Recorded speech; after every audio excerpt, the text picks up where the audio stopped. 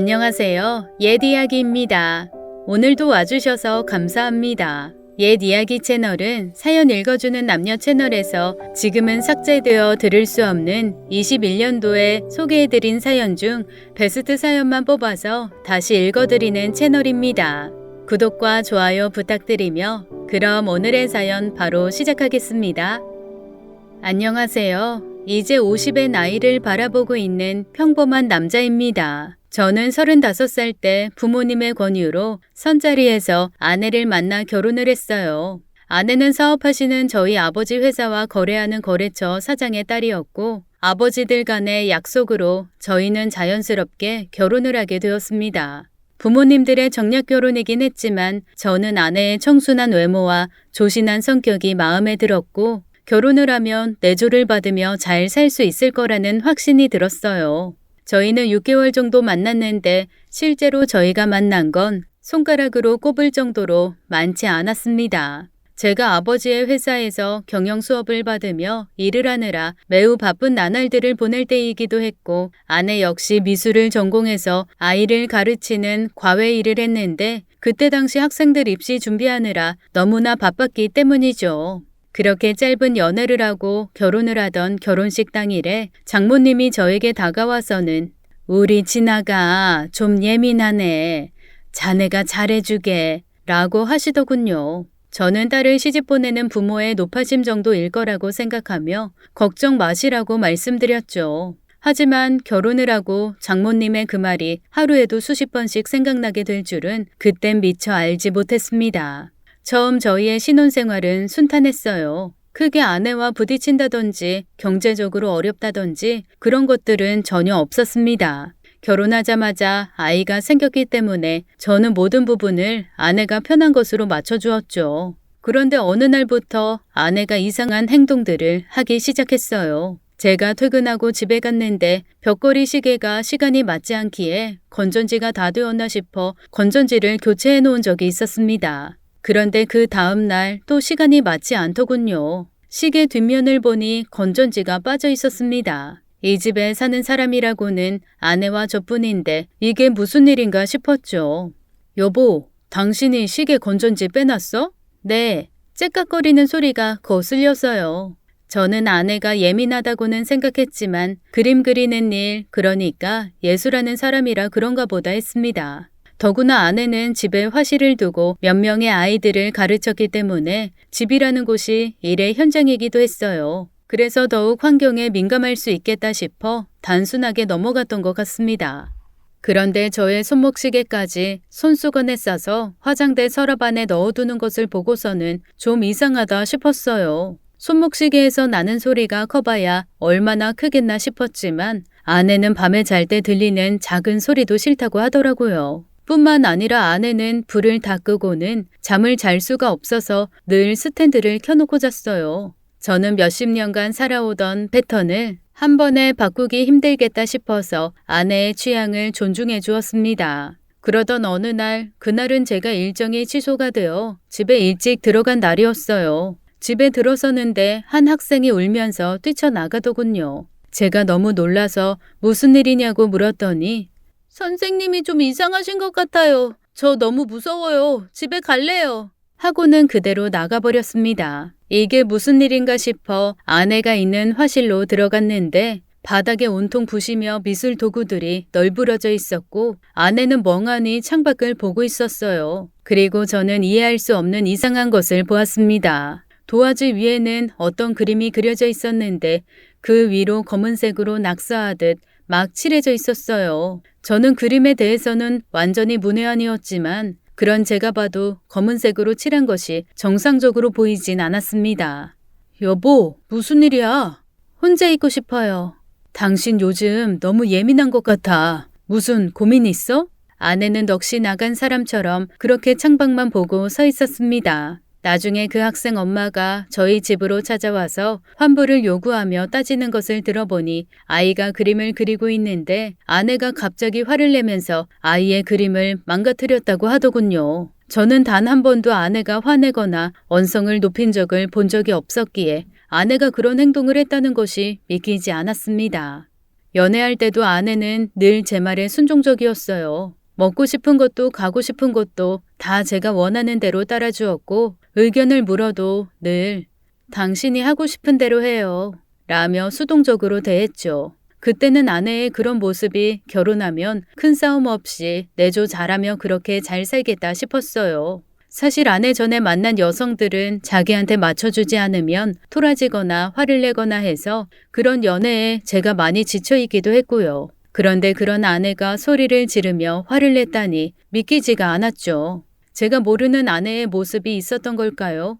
그래도 저는 아내가 임신을 해서 예민한 거라고 생각하며 임산부에게 좋다는 음식이며 태교에 좋다는 것들도 챙겨주며 아내를 다독여 주었습니다. 그렇게 아내가 딸아이를 출산했어요. 저희는 신혼여행을 다녀온 후 바로 아내가 임신했다는 것을 알았습니다. 일명 허니문 베이비였죠. 아내가 임신했을 때는 임신 중이라 예민한 것이라 여기며 이해했는데 출산 이후 아내는 점점 더 예민해져 갔습니다. 딸아이가 태어나고 유독 딸아이를 꽁꽁 싸매고 누구에게도 잘 안 보여주려고 했어요. 아이를 데리고 밖을 나가면 지나가는 사람들이 예쁘다고 쳐다보는 것도 싫어했고 누군가 말이라도 걸면 상대방이 민망해야 할 정도로 아이를 품 안에 안고 등을 돌려버렸죠. 저희 부모님께서도 손녀가 보고 싶어 집에 온다고 하면 아내는 극도로 싫어했고 아직 아이가 어려서 면역이 걱정된다는 핑계로 자주 오시지 못하게 했어요. 남들은 친정에 며칠씩 몇 달씩 몸조리하러 아이를 데리고 간다는데 아내는 절대 친정도 가지 않았습니다. 아이가 태어나고 더욱더 예민해져가는 아내 때문에 저희는 싸움이 끊이질 않았어요. 저는 서서히 지쳐가고 있었습니다. 그러다 아내의 예민함은 결벽증 증상으로까지 이어졌어요. 제가 화장실에서 나오면 바로 들어가서 화장실 물 청소를 하고 바닥물이 다 마를 때까지 화장실을 못 쓰게 했습니다. 늘 집에만 있는 아내는 퇴근하고 돌아오는 저에게 현관 입구에서부터 살균 스프레이를 뿌려댔고 딸아이를 만지지도 못하게 했어요. 제가 회식으로 술이라도 먹고 오는 날이면 저더러 집에 들어오지 말라면서 집에 비밀번호를 바꿔놓기도 했죠. 아니, 술을 먹었다고 밖에서 자고 오라는 게 말이 돼? 그러게 왜 술을 먹어요? 그래서 지금 나더러 어디서 자고 오란 말이야? 호텔에서 자든지 당신 알아서 해요. 술 먹고는 이 집에 절대 못 들어오니까. 저는 정말이지 황당한 기분이었습니다. 어디까지 아내를 이해해야 할지 너무 화가 났죠. 그리고 급기야 저희는 각방까지 쓰게 되었습니다. 저는 정말 이대로는 안 되겠다 싶어서 아내와 이야기를 해보려 아내의 화실로 갔습니다. 아내는 딸아이 방에 있는 건지 화실에 없더군요. 돌아서 나오려고 하는데 여러 그림들이 눈에 들어왔어요. 한쪽 벽면에 그림이 쌓여 있었는데 아내가 망가뜨렸다고 하는 아이의 그림도 있더군요. 그날은 까만색 먹칠만 한 것만 눈에 들어왔는데 그림을 자세히 들여다보니 그 그림은 행복해 보이는 한 가족의 모습이었어요. 아버지가 아이의 목마를 태우고 있었고 그 모습을 엄마가 웃으며 지켜보는 그림이었어요. 그런데 아내가 까만색으로 먹칠한 것은 아버지의 모습이었습니다. 몇 개의 그림을 더 보는데 아내의 그림은 제가 이해할 수 없는 어두운 그림들이 많았습니다. 어떤 한 그림은 까만 배경에 시계만 그려져 있었고 어떤 그림은 웅크리고 혼자 울고 있는 소녀 옆에 새하얀 토끼가 그려져 있는 그림도 있었죠. 저는 아내에게 무슨 일이 있다는 것을 감지했고 아내의 정신이 지금 굉장히 불안정하다는 것을 느낄 수 있었어요. 저는 가정을 지키고 싶었기에 아내에게 정신과 상담을 받아보자고 했습니다. 여보, 우리 같이 상담 받아보자. 당신 너무 예민한 것 같아. 한번 생각해봐. 우리 세 식구가 웃으며 마주한 적이 언제인지. 내가 문제라는 건가요? 아니, 그 말이 아니라 나에게도 문제가 있을 수 있으니까 그걸 같이 상담을 받아보자고. 그러나 아내는 싫다고 했고 며칠을 설득해 보았지만 소용이 없었습니다. 저는 정신과 의사로 일하는 친한 친구에게 아내의 상태를 이야기하니 아내가 심리적으로 굉장히 불안하고 강박증도 심해 보인다며 과거 어떤 충격적인 일로 인해서 잘못된 자화상으로 자란 사람들에게서 종종 나타나는 증상이라고 하더라고요. 심해질 수 있으니 빨리 상담을 받아보길 원했어요. 저는 집이 편하지 않으니 일이 손에 잡히지도 않고 그 길로 곧장 처가댁으로 갔습니다. 그리고 장모님께 그동안의 아내의 행동에 대해서 모두 말씀을 드렸죠. 진아가 어릴 적부터 많이 예민하긴 했어. 얘기도 잘 안 하는 애라 늘 소심하고 내성적인 아이였지. 하지만 이건 예민하고 말고의 문제가 아니라 일상생활과 부부생활이 힘든 상태예요, 장모님.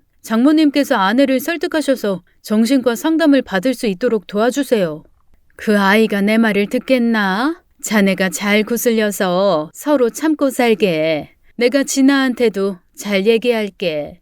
장모님께서는 이 상황을 단순한 부부싸움의 정도라고 생각하시는 것 같았어요. 아내의 심각성을 전혀 알지 못하셨어요. 집은 더 이상 쉼터의 집이 아니었고 제가 꿈꿔왔던 행복한 가정은 어디에도 없었습니다. 저는 집이라는 공간이 싫어졌고 언제까지 이렇게 살아야 하나 싶어 무척이나 괴로워했어요. 그래도 눈에 넣어도 아프지 않은 딸 때문에 오직 그 아이 하나만 보고 참았습니다. 그렇게 시간이 흘러서 딸아이가 5살을 맞이한 어느 날 제가 이혼을 결심하게 되는 사건이 일어났어요. 예은아, 아빠랑 놀이터 가서 놀까? 아빠, 나 나가도 돼? 그게 무슨 말이야? 당연히 나가도 되지. 정말? 엄마한테 혼날 텐데. 저는 이게 다 무슨 소리인가 싶었습니다. 딸아이는 시무룩해져서는 조용한 목소리로 예은이도 밖에 나가서 친구들이랑 놀고 싶어. 예은아, 오늘 어린이집 가서 친구들이랑 안 놀았어? 응, 엄마가 이제 어린이집 안 가는 거래. 저는 황당해서 아내를 불렀습니다. 예은이가 어린이집을 안 간다니 무슨 말이야? 어떤 애들이 오는 줄 알고 예은이를 그 무리에 보내요. 제가 집에서 가르칠 거예요. 아니, 남들 다 다니는 어린이집인데 그게 무슨 말이야? 왜 그렇게 과잉보호하는 거야? 과잉보호라뇨? 그럼 당신은 예은이한테 무슨 일이 일어나도 상관없다는 거예요? 대체 무슨 일이 일어난다는 거야? 예은이는 제가 알아서 키울게요. 불안해서 집 밖에 데리고 나갈 수가 없단 말이에요. 저는 더 이상 참을 수가 없었습니다. 딸아이한테까지 그 영향이 갈까봐 겁이 났고 정말 더 이상은 못 참을 것 같아 이혼을 하자고 했습니다. 아이는 제가 키운다고 했죠. 아내는 그제야 울면서 잘못했다고 이혼만은 안 된다고 매달렸어요. 그때 당시 저는 아이 때문에 완전히 이성을 잃은 상태였고 아내에게 이혼을 해달라고 소리쳤습니다. 그동안 아내에게 쌓였던 것들이 모두 폭발해 버린 것이었죠. 아내는 제 말에 자리에 주저앉아 펑펑 울었습니다. 저는 그날 이후 딸아이를 저희 부모님 댁에 맡기고 이혼을 진행했어요. 아내는 절대로 이혼은 안 된다고 매일같이 울면서 매달렸습니다. 저는 아내가 왜 이렇게 되었나 싶기도 하고 그래도 몇 년을 아이 엄마로 저의 아내로 살았는데 안타까운 마음이 들며 마음이 약해졌어요. 그래서 아내에게 그럼 저번에 내가 말한 정신과 상담 같이 받자 라고 했습니다. 아내는 잠시 머뭇거리다가 결심한 듯 알겠다고 했고 그렇게 저는 아내와 함께 정신과 상담을 받았어요. 의사 선생님은 아내가 자기만의 공간에서 빠져나오지 못하고 있다고 했어요. 상담을 하는 내내 아내는 의사가 묻는 말에 대답을 잘하지 못했고 그냥 눈물만 흘렸습니다. 열쇠가 본인 손에 있으니 그 열쇠로 자물쇠를 열고 나와야 한다고 했지만 아내는 끝내 마음을 열지 않았어요. 그래서 결국 최면 치료를 하기로 했고 저는 충격적인 사실을 알게 되었습니다. 아내는 고등학교 1학년 때 아버지로부터 몹쓸 짓을 당했다고 했습니다. 아내의 아버지는 어머니와 재혼한 새아버지였는데 고등학교 1학년 때 몹쓸 짓을 당하고 아무에게도 말 못한 채 혼자서 힘들어했다고 했어요. 깜깜한 밤이 되면 새아버지가 자신의 방에 들어왔다고 합니다. 자고 있다가 소주 냄새가 나서 눈을 떠보니 새아버지가 서 있었다고 했어요. 아직도 그 소주 냄새가 코끝에 남아있다면서 아내는 또 울었습니다. 적막한 공간에 시계 소리만 났고 아내는 초를 세며 빨리 시간이 흘러가길 바랬답니다. 울면서 오열하는 아내를 보며 저는 다리에 힘이 풀려 함께 울었어요. 어떤 날은 아내가 키우던 토끼가 죽어서 너무 슬퍼하고 있는데 새아버지가 방에 들어와 나지막히 말했답니다. 어젯밤 있었던 일을 누구에게라도 말하면 너와 네 엄마도 이렇게 된다고요. 아내의 화실에 있었던 검은색 배경에 시계 그림만 덩그러니 있던 그 그림이 생각났습니다. 그리고 어둠 속에서 울고 있던 한 소녀와 함께 그려져 있던 토끼 그림도 떠올랐어요. 아내가 시계 소리에 민감하게 반응했던 것도, 제가 술을 먹고 들어오는 것을 싫어했던 것도, 모든 것에 예민하게 군 것들이 퍼즐처럼 왜 그랬는지 알게 되면서 저는 감당할 수 없는 충격과 슬픔이 몰려왔습니다. 지금 글을 쓰고 있는 이 순간도 그때를 생각하면 숨이 멎을 듯이 가슴이 아픕니다. 처음으로 지우고 싶은 과거를 꺼낸 아내는 너무 많이 울고 힘들어해서 첫날의 상담은 길게 하지 못했어요. 집으로 돌아가는 길에 아내는 아무 말도 없었고 저 역시 아내가 겪었던 그 사실을 받아들이기 쉽지 않았습니다. 저는 아버지께 아내와 마지막으로 회복을 위해 끝까지 애써보고 싶다고 말씀드리고 당분간 회사를 쉬게 되었습니다. 그때부터 저는 아내의 회복을 위해서 오로지 모든 시간을 쏟아부었어요. 상담이 이어졌고 아내는 그동안에 숨겨놓은 이야기들을 하나둘씩 꺼내 놓았습니다. 그리고 점점 더 저에게도 의지를 하며 진심으로 고마워했죠. 아내는 학창시절 유일하게 그림을 그리는 것이 전부였다고 했습니다. 마치 자신은 저주받은 인생처럼 느껴져 또래 친구들과도 어울리지 못했다고 했어요. 친구들의 이야기는 전혀 다른 세상 이야기들로 들렸고 친구들이 아내에게 고민이라도 얘기하면 속으로 아니 저게 고민이라고? 라는 생각이 들었답니다. 핸드폰을 바꾸고 싶다든지 용돈을 올려줬으면 좋겠다든지 옆 학교 농구부 오빠가 좋다든지 친구들의 이런 고민들이 아내에게는 너무나 아무것도 아닌 것처럼 느껴졌다고 해요. 아내는 그때 당시 신은 정말로 존재하는 건지 나는 왜 태어났는지 그런 게 고민이었다고 합니다. 한 번은 그런 고민을 친구에게 말했는데 그 다음날 아내는 학교에서 왕따가 되어 있었대요. 아내는 그때부터 절대로 자신의 속마음을 이야기하지 않았다고 합니다. 고등학교 2학년을 올라갈 무렵 아내는 기숙사가 있는 학교로 전학을 가게 되었는데 그때 아내는 알았대요. 엄마가 그 사실을 알고 있구나라는 것을요. 아내는 친아버지가 세상을 떠나고 엄마와 둘이서 지하 단칸방에서 정말 어렵게 살았다고 했습니다. 그러던 중 엄마는 새아버지와 재혼을 하셨는데 너무나 어렵게 살았던 터라 재혼 후 따뜻한 집에서 따뜻한 밥을 먹을 수 있다는 것만으로도 너무 행복했었다고 하더군요. 처음으로 엄마가 웃는 모습을 보고는 지금 엄마의 행복을 깨트리고 싶지 않다라는 생각을 했답니다. 그러나 엄마는 재혼한 지 얼마 되지 않아서 암에 걸렸고 그때부터 투병 생활을 하셨대요. 그래서 아내는 더더욱 나 하나 입 다물면 아무 문제 없을 거야 라고 생각하며 그렇게 엄마에게조차 그 일을 말하지 못했다고 합니다. 자신의 몸 하나 돌보지 못하는 힘이 없는 엄마는 자신을 지켜줄 수 없다고 생각했던 것 같습니다. 참 미련한 사람. 저는 아내를 안고 많이 울었습니다. 그렇게 아내의 엄마마저 재혼한 지 1년 만에 암으로 세상을 떠났습니다. 현재 제가 알고 있는 장모님은 아내의 친엄마가 아닌 것이었죠. 새아버지가 또 재가를 해서 새어머니를 맞이한 것이었어요. 그때 당시 20살이 된 아내와는 따로 살았고 서로 남처럼 지냈다고 했습니다. 아내는 전액 장학금으로 대학을 졸업한 후 대기업 디자인실에 취업을 했는데 새아버지가 어떻게 알고는 회사로 찾아왔었대요. 아내는 그때를 생각하면 지금도 손이 벌벌 떨린다고 했습니다. 잊고 살았다고 생각했는데 5년 만에 다시 만난 그 악마 앞에서 과거 숨겨두었던 모든 검은 비밀들이 펑 하고 터지는 듯 했다네요.